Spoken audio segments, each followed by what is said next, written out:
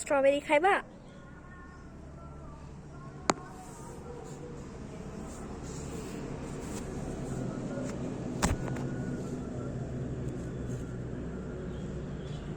এগুলো এখনো পাকে নাই গপু,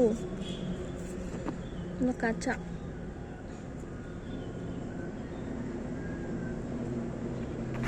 কাল পারবো।